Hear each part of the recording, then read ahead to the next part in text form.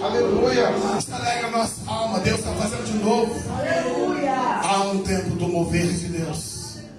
E é algo tão interessante que não houve nada específico. Quem faz é Deus. Quem realiza é Ele. É Ele que move. Ele é o batizador que continua no seio da igreja.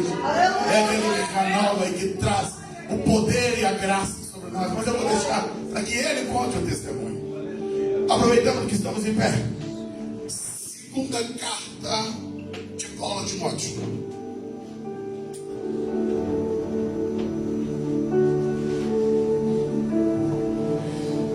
Capítulo 3. Segunda carta de Paulo a Timóteo, capítulo 3. Vamos ler o versículo 8, mas eu vou pedir para você permanecer com a tua Bíblia aberta, pois vamos analisar aqui os versículos. Diz assim: eu, como Janes e Jambres, resistiram a Moisés, assim também estes resistem à verdade, sendo homens corruptos de entendimento e réprobos quanto à fé. Podeis assentar.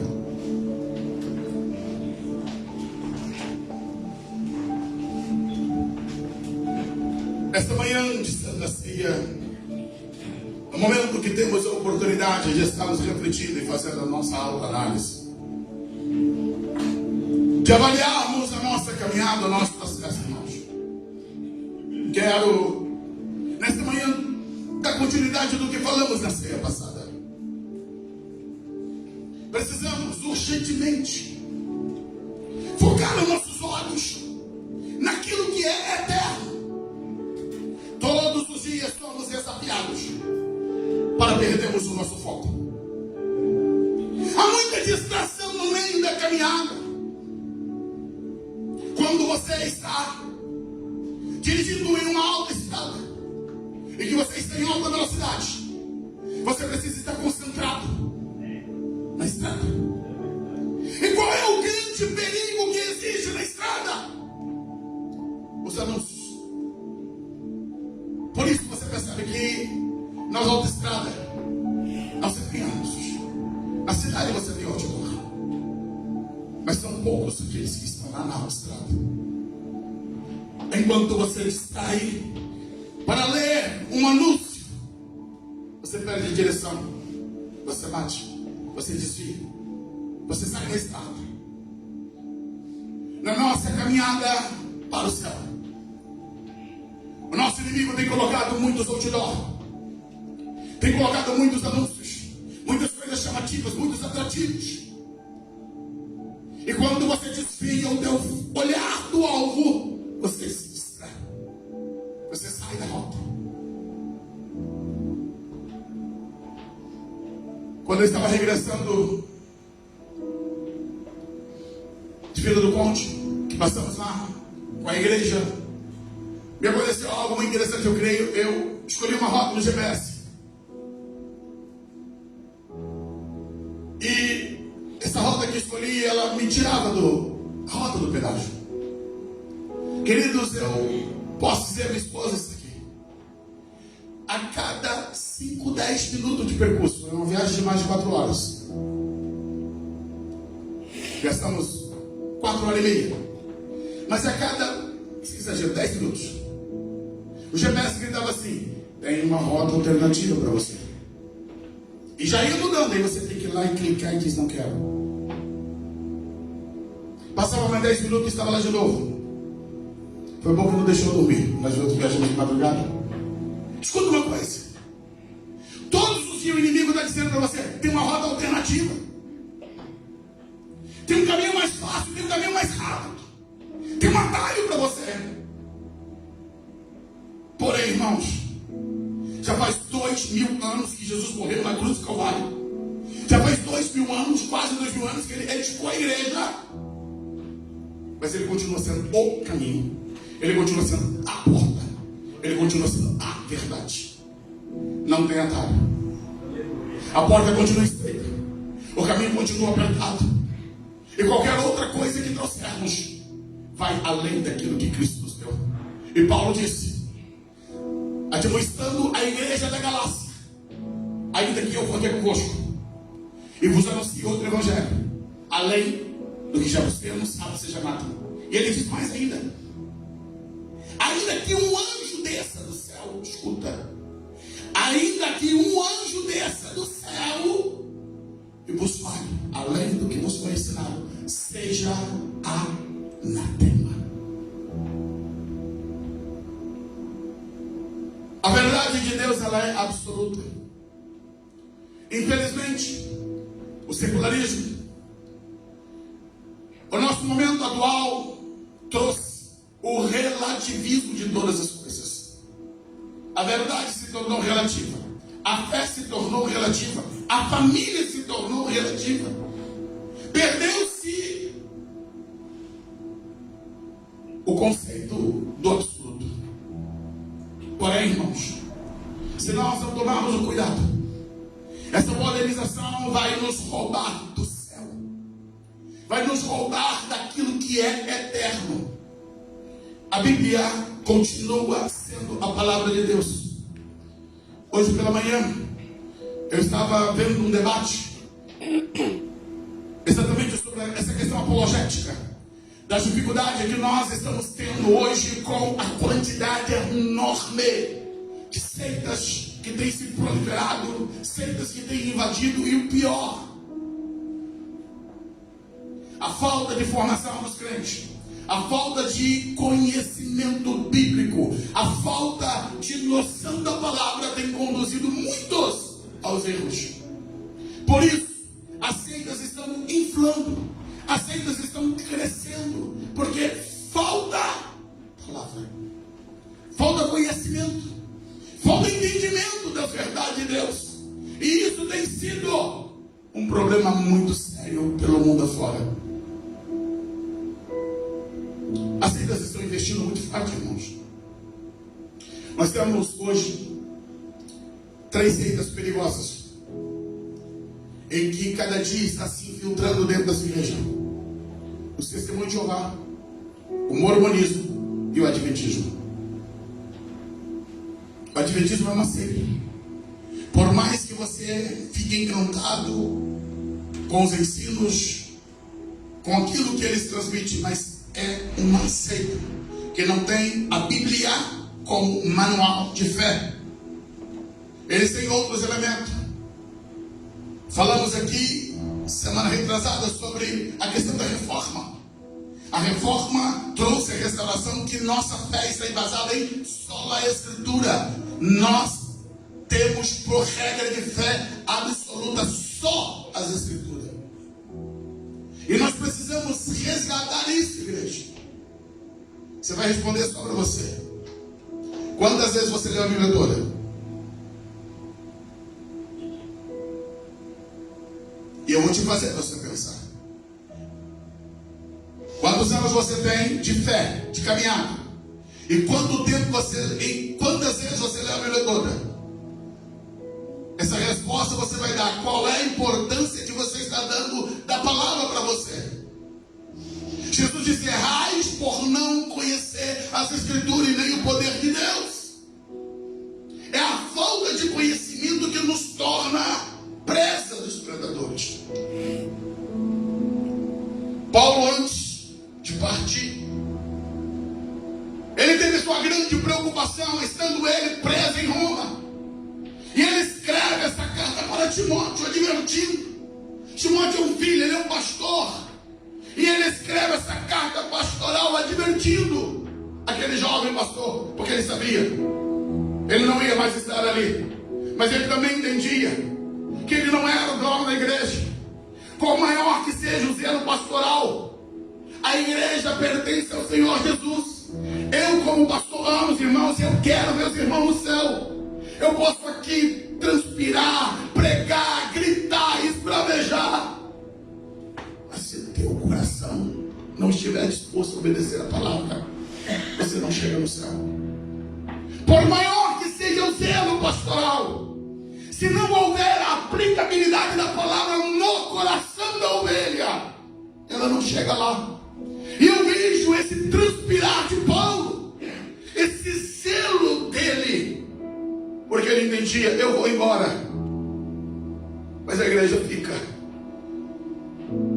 Quando ele sai de Éfeso, ele diz, no capítulo 20 de Atos, eu sei que após a minha partida, muitos lobos devoradores, eles haverão de invadir o rebanho.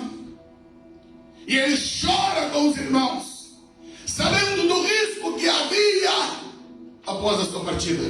Mas ele não podia continuar lá. Por isso, igreja, a minha advertência para você é: encha-se da palavra, estude a palavra. Eu tenho procurado colocar sempre no grupo da igreja livros de edificação. Lembre-se, a Bíblia é insubstituível. É a Bíblia que é a tua base, é a Bíblia que é teu manual. Mas nós temos boas leituras de homens de Deus, de mulheres de Deus, que nos ajudam a entender a palavra, que sumam na nossa vida. Você precisa gastar tempo para investir na tua alma, no teu coração, na tua mente. O diabo está trabalhando de uma maneira assuntosa. Ele tem hoje a seu favor a tecnologia. O que me assusta é olhar como que as seitas estão produzindo materiais chamativos. Eles estão fazendo propaganda, estão gastando fortuna. Vou usar o termo mais correto, estão queimando dinheiro nisso, investindo pesado nisso. Enquanto a igreja, estão alguns dormindo em berço esplêndido. Mas você pode dizer para mim: mas pastor, eu tenho a minha fé solidificada. Amém. Fico feliz com isso. Mas entenda, não basta só você estar salvo. Você tem que ter condição, aquilo que diz Pedro: respondei a todos aqueles que vos pedirem a razão da fé e a esperança que é em vós. Você não basta você crer para você, você tem que crer o suficiente para repartir, para compartilhar, para ajudar e auxiliar aqueles que não conhecem, que não sabem. Não basta, irmão, nós estamos garantidos de chegar no céu. Isso é egoísmo. Você deseja adoção, pastor? Tá. Mas e aqueles que estão à sua volta? Seus amigos, sua parentela? Ah, mas eu não tenho fé para mim, não consigo explicar. Então, em nome de Jesus, se debruça na palavra, procura aprender. Temos colocado, irmãos, todo o material disponível para crescimento, para desenvolvimento. Desculpe minha maneira de dizer, mas só não cresce quem não quer.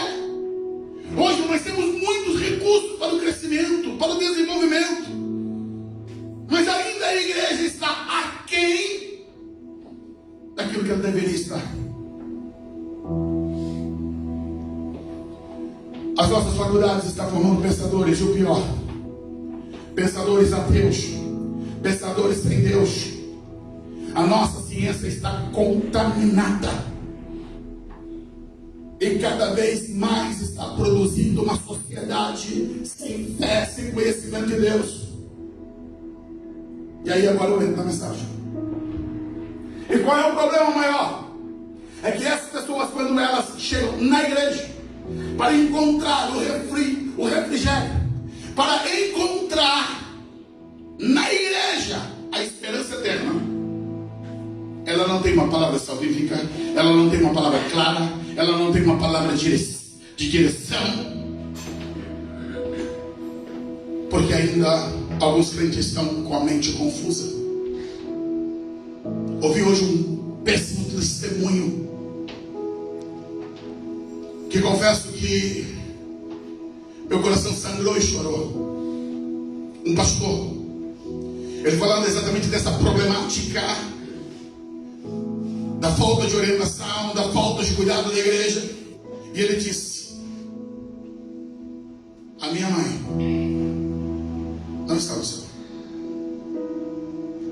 E alguém logo escreveu ali, dizendo para ele que ele não poderia dizer aquilo. Ele disse: escuta, eu estou dizendo algo. Eu ainda era criança. A minha mãe estava numa igreja. A minha mãe e meu pai tinha se convertido, minha mãe tinha se convertido. Ambos estavam felizes servindo a Deus, começando na caminhada. Meu pai foi aliciado por uma seita. E ele foi para aquela igreja, aquela denominação.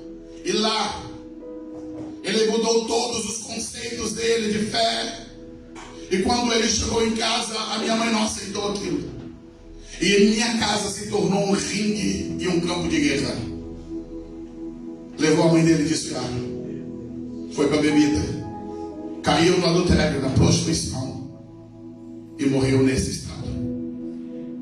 A igreja tem que ser lugar de cura, lugar de instrução, lugar que nos leva para o céu, irmãos. E quem é o responsável por isso? Eu como pastor, mas você como ovelha. Porque não basta a liderança ensinar. Se a igreja não viver, se nós não fecharmos as brechas nesse final de tempo, o inimigo vai conseguir lograr o êxito dele. A responsabilidade, irmãos, é de todos nós. Todos nós temos que resguardar a igreja, ser igreja, viver a igreja. Entenda, Satanás e seus demônios são espíritos incorpóreos, eles não podem materializar-se. Eles precisam de corpos. E ele usa o mundão lá fora. Eu sei que no campo da teologia pode ter problema, mas isso é um fato. Porque Paulo adverte em Efésios 4:27. Não deis lugar ao diabo. Não deis lugar ao diabo. Significa dizer que se dermos lugar ao inimigo, escuta, ele se torna um infiltrado. Ele entra no seio da igreja e explode de dentro para fora. Quando nós estamos lidando com aquilo que vem de fora para dentro, é mais fácil. Você consegue. Mas quando ele consegue contaminar de dentro para fora, é muito mais complicado, é muito mais complexo. E só temos um meio, irmãos, é a espada do Espírito. Tem que ser a palavra, tem que ser a palavra. Nós cremos nos dons espirituais. Nós cremos na continuidade da ação do Espírito Santo. Isso não foi algo apenas para o tempo apostólico. Os dons permanecem. Mas, porém, todavia, todos os dons têm que passar pela primeira da palavra. Qualquer mensagem que for dada a você, assim diz o Senhor, se não passar pelo crivo da palavra de Deus, rejeita que não é de Deus. Deus não contradiz a sua palavra. Deus não te manda você pecar. Não, amados. Os princípios de Deus são eternos e são imutáveis. Passa os céus e a terra, mas a minha palavra não passará, diz o Senhor Deus. E nós precisamos conhecer essa palavra. Teve uma terça-feira dessa, e que eu compartilhei aqui uma palavra sobre Adão. E para mim o Adão foi o homem mais feliz que viveu nessa terra. É o homem que tinha todas as condições, todas, para viver o melhor de Deus. Ele tinha uma mulher sem pecado, ele tinha um ambiente sem pecado, ele estava no Éden, jardim de Deus, e o culto dele era com o próprio Deus. Deus era o pastor dele. Imagina isso. Você vai para o culto e o próprio Deus é o teu pastor. É o próprio Deus que desce a terra para te repartir, te compartilhar. Era isso que era Adão e Eva. Era isso que era o Éden. E nesse ambiente de glória, de perfeição, o diabo entrou, bagunçou. O resto da história você conhece. E como é que você vai achar que ele, que continua o mesmo, não vai entrar na tua família, na tua casa, na igreja e vai bagunçar? Ele só não entra, irmão, se nós fecharmos a porta e dizer: aqui tu não passa, aqui tu não entra, aqui tem a palavra, aqui tem a vida de Deus, aqui tem responsabilidade com Deus. Nós temos que fechar a porta na cara do inimigo. Precisamos de discernimento de Deus. Precisamos discernir os espíritos. Não podemos sermos crianças infantis, bebês espirituais.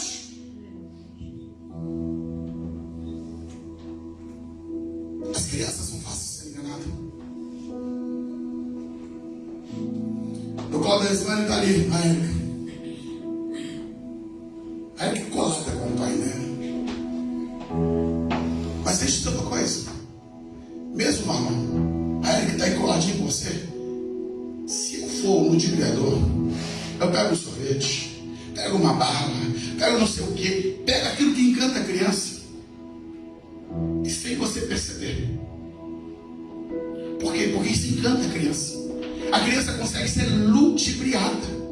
Você pega um presentinho que chama atenção. Agora eu não consigo fazer isso com ele. Porque ele já vai olhar e está com a intenção. O adulto já sabe. O adulto já percebe. Agora a criança, irmãos. A criança, ela consegue ser enganada. Dá a mãozinha e tudo e vai embora. Escuta. Quando o crente é menino, quando o crente ele é bebê na fé, quando ele não tem maturidade, é capaz de dar a mão para o inimigo e segui-lo. O adulto resiste e diz: para trás, Satanás, arreda de mim. Por isso precisamos de maturidade. Maturidade para discernir, maturidade para viver. Tem um livro chamado Reavivamento Satânico, autor Mark Bobeck. É um pastor americano. Esse livro é antigo, não é novo. Não é da década de 90, eu li ele lá atrás. Mas ele mostra as entranhas do satanismo, escuta, infiltrados na igreja. Pastor, isso é teoria da conspiração? Não. Não é teoria da conspiração. A quantidade do alto satanismo está crescendo de uma maneira avassaladora. E aí vem o pior. Escuta o pior que eu quero te dizer. O inimigo tem produzido líderes satanistas. Já tem pastores satanistas infiltrados dentro da igreja de Deus, com intuito, com propósito de trazer o engano, de confundir, de ludibriar. Paulo ele advertiu a igreja de Deus dizendo: olha, não sabeis vós que Satanás pode se transfigurar como um anjo de luz. Ele é enganador. E nós precisamos, irmãos, ligar nossa alerta. Eu li aqui sobre dois personagens. Coloque de volta lá, segundo Timóteo. Como Janes e Jabes resistiram a Moisés, assim também esses resistem à verdade, sendo homens corruptos de entendimento e réprobos quanto à fé. Você sabe quem é Janes? Jabes e Jabes? Conhece essas figuras? Deixa eu dizer para você. No Velho Testamento não tem um indicativo claro sobre eles. Narra o que eles fizeram, mas não coloca o nome deles. Paulo faz uso da tradição oral. E aí coloca o nome dessas pessoas. Claro, algumas interpretações diferentes entre os teólogos sobre esses dois personagens, mas, de linha geral, a identidade desses dois são que eles são os feiticeiros do Egito. E eu trago hoje essa palavra de advertência para a igreja. Nem tudo que reluz é ouro. E aí eu quero cobrar de você posição espiritual. Porque na nossa caminhada precisamos de um dom. Escuta, esse dom não é comprado, não é negociado, não é trocado, ele é dado. Pedir, dá-se-vos-á. É de graça. Mas tem que pedir. Discernimento espiritual é a necessidade plena da igreja nessa atualidade. Se você não tiver discernimento, você pode ser enganado, ludibriado e seduzido seduzido pelo poder dessa tela. Paulo, só olhando um pouquinho o contexto, está advertindo Timóteo, e ele diz no verso 1, sabe porém isso, que nos últimos dias sobrevirão tempos trabalhosos, tempos difíceis. Paulo está advertindo, olha, nos últimos dias a coisa vai ficar difícil, vai dar trabalho ser crente, vai dar trabalho servir a Deus. Não espere facilitação do reino das trevas, não tem trégua nele, não joga a toalha. Às vezes algumas pessoas acham que eu sou muito duro nesse sentido, mas eu digo para você, eu não posso deixar de dizer, o inimigo reservou um lugar para você no inferno e ele te quer lá. Você aceita ou não? Mas que ele vai fazer a proposta, vai. E ele quer você lá com ele. É você que tem que dizer, para lá eu não vou, meu lugar está no céu. Eu quero a morada que Jesus preparou, morada de Satanás, não. Com ele eu não vou habitar jamais. Eu quero o céu e eu vou para o céu em nome de Jesus. Isso tem que ser uma determinação de batalha, irmãos. Quando eu olho para as páginas do Velho Testamento, vejo a atuação intensa do maligno, só traz para mim uma reflexão. Eu não sou melhor que Adão, eu não sou melhor que Noé, não sou melhor que Abraão, nem Moisés. Se todo ser o inimigo partiu para cima deles, pode ter certeza, vai partir para cima de nós também, irmãos. Quem somos nós de achar? Escuta. Quando você abre o Novo Testamento, Jesus é batizado, ele parte para cima de Jesus. Ele quer tirar Jesus do foco e durante todo o ministério de Jesus, ele labuta e trabalha para você, Jesus, desistir do ministério. Se ele tentou Jesus, você acha que não vai tentar a nós? Se ele tentou a igreja, não vai tentar a nós, irmãos? Que alta confiança é essa que nós temos? Por isso, Pedro advertiu, vigiai, sede sóbrios. Acho que é 1 Pedro 5,8. Vigiai, sede sóbrios, porque o diabo, vosso adversário, ele anda ao vosso derredor, bramando como leão, buscando a quem possa trabalhar. É assim que ele tem trabalhado, de maneira astuta. Cadê 1 Pedro 5,8? É assim que o inimigo tem trabalhado. E a advertência que Pedro trouxe, olha, esteja sóbrio. A sobriedade é a condição que você tem de fazer análise daquilo que está à sua volta. Esteja vigilante. E ele diz, o diabo, ele é vosso adversário, ele não é amigo de ninguém. Você não tem que ter pena dele. Ele é um adversário que quando ele te pegar, ele vai te destruir. Então por isso, precisamos ser sóbrios e vigiar. Agora vamos voltar para Timóteo. Então Paulo ele adverte dizendo, olha, virão tempos trabalhosos. E ele explica, verso 2, porque haverá homens amantes de si mesmo. É o egoísmo centrado em si. É o narcisismo totalmente tomado pela nossa sociedade. Os homens, eles serão amantes de si mesmos. Eles serão avarentos. Os homens serão dominados pelo amor ao dinheiro. A avareza tomará conta do coração deles. Eles serão presunçosos e soberbos.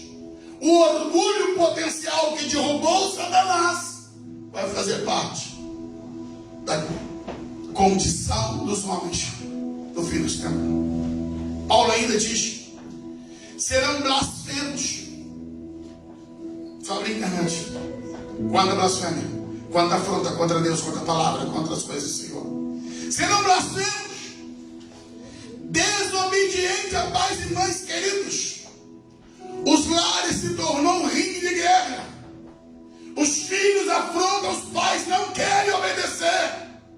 Mas a palavra de Deus para a igreja é a mesma. Filho que não obedece, pai e mãe, está fora da palavra. Está debaixo de maldição. Porque a palavra de Deus ela é contínua. E ele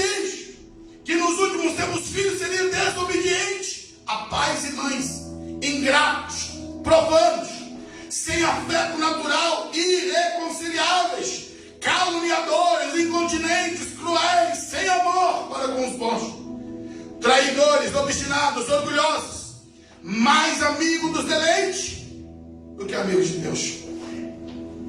É o culto ao prazer. O que importa é ser feliz, pastor. Eu tenho que ser feliz. Deus me quer feliz. Mais amigo dos deleites do que amigo de Deus. Não tem mais o evangelho da renúncia, da abnegação, da cruz, do negar a si mesmo. O evangelho hoje é dado para: você tem que ser feliz, você tem direito à felicidade, direito a desfrutar da vida. E Paulo está advertindo para esse fim dos tempos. Escuta: tendo a aparência de piedade, mas negando a eficácia dela, quer dizer, negando a eficácia da piedade. E Paulo dá o grito: destes,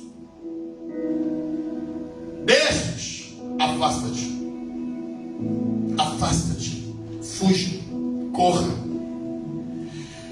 Porque deste número são os que se introduzem pelas casas, levam cativas mulheres nécias, carregadas de pecado, levadas de várias concupiscências, que aprendem sempre e nunca podem chegar ao conhecimento da verdade. Escuta, Paulo escreveu isso, irmãos, há 2000 anos atrás. Parece um jornal periódico de uma igreja de hoje. Parece um escritor do tempo atual. Ou nós nos ligamos para o tempo que estamos vivendo, ou nós podemos estar caminhando para sermos salvos perdidos. Salvos porque conhecemos a verdade e estamos em Cristo Jesus. Perdidos porque não nos mantemos no princípio da salvação. Por isso Paulo escreveu: desenvolver a vossa salvação.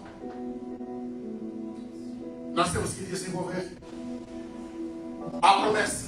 Aquele que começou a boa obra em nós é fiel para completar. Mas ele vai completar a obra que ele começou se nós permanecermos com ele. Um vaso, ele precisa ficar na mão do oleiro durante todo o tempo, até o final do processo. Se o vaso sai da mesa do oleiro, é trabalho inacabado. Esse vaso nunca vai chegar ao estado que precisa. Nós precisamos estar na mão de Deus. Nós precisamos nos colocar e deixar Deus amassa, trabalha, muda, transforma, arranca aquilo que não é a essência, aquilo que não é o teu padrão, aquilo que não é a tua vontade. E nós temos que ter ousadia e coragem, dizer: Deus, eu quero ser mudado, eu quero ser transformado. Ou podemos viver uma vida, como diz o linguajar brasileiro, meia boca. O evangelho diluído, água com açúcar. E então Paulo, ele chega agora no ápice e diz: olha, como Janes e Jambres resistiram a Moisés, assim também esses resistem à verdade. Rapidamente, vamos para Êxodo capítulo 7. Quando Moisés chega diante de Faraó, que Deus havia mandado e determinado para que ele falasse com o rei: deixa o meu povo ir. E Moisés falou assim: como é que eu vou chegar lá? Vou dizer o quê? E Deus fez assim: Moisés, pega a tua vara, joga no chão, se transformando em serpente. E o que Moisés faz? Moisés chega no Egito, diante de Faraó, e pega a vara que está nas mãos dele e joga no chão. No capítulo 7, no verso 10, diz a palavra: então Moisés e Arão foram do Faraó, fizeram assim como o Senhor ordenara. Lançou Arão a sua vara diante do Faraó e diante dos seus servos. E o que aconteceu, irmãos? Nós estamos falando de uma madeira, de um galho seco. Essa vara toma vida e se transforma em uma serpente. diante do olhar de todos os grandes de Faraó, Moisés ali realiza aquele milagre. E o que Faraó faz? Bate suas mãozinhas. Convoca os seus feiticeiros. Faraó também mandou chamar. Ele chamou os sábios e encantadores. Você vai pegar a tradução que vai dizer os feiticeiros. E os magos do Egito, escuta, fizeram também o mesmo com seus encantamentos. Aqui está a aplicabilidade que Paulo está dizendo. Quem é o líder dos feiticeiros aqui? Janes e Jambres. Janes e Jambres faz o quê? Entra na presença de Faraó e diz: essa daí eu sei, essa também. Lembrando que a serpente era uma representatividade de divindades egípcias. E eles jogam a vara deles ao chão. E elas se transformam em serpente. Eu não sei se você consegue entender o que eu quero te transmitir. Mas nós estamos diante de um texto difícil.